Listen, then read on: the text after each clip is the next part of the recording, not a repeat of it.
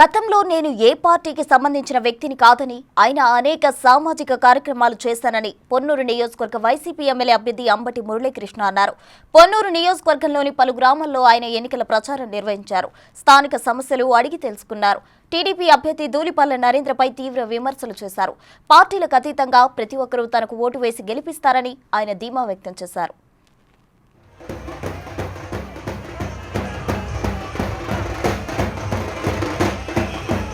ఒక గ్రామం మిగిలి ఉంది.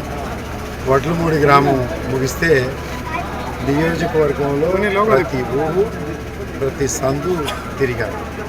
గడప గడపకు ఎక్కలేదు, కానీ ప్రతి సందు ఉంది, అన్నీ తిరిగి చేశాను. వాస్తవం చెబుతున్నా, నేను అంతరాత్మలో నుంచి వచ్చే నిజాన్ని నా ప్రచారంగా లేదు, విజయోత్సవ ర్యాలీలు.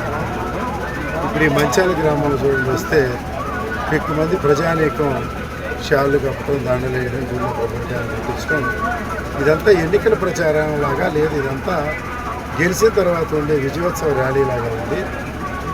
మరి ముఖ్యంగా మీరు నామినేషన్ అయిన తర్వాత గమనించారో లేదో, తెలుగుదేశం అభ్యర్థి కనపడడం లేదు ఇక్కడెక్కడ. ఎవరు మంచాల గ్రామంలో కానీ నియోజకవర్గంలో ఏ గ్రామంలో కానీ తెలుగుదేశం అభ్యర్థిని చూడలేదు. వారు దానికి తోడు మూతికి ఒక మాస్క్ కట్టుకుని ఎక్కడో రహస్య ప్రదేశంలో తిరుగుతున్నారు.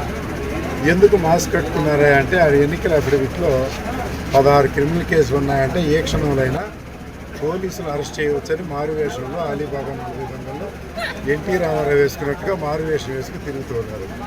వారు ఎన్నికల్లో పోటీలోనే లేరేమో అన్న అభిప్రాయాన్ని ప్రజానీకాన్ని కలగజేశారు. తెలుగుదేశం పార్టీ జెండా పెట్టుకుంటుంది. భారీ మెజారిటీతో వైఎస్ఆర్ కాంగ్రెస్ పార్టీకి చెందిన అంబటి మురళీకృష్ణ ఘనంగా గెలవబోతున్నారు.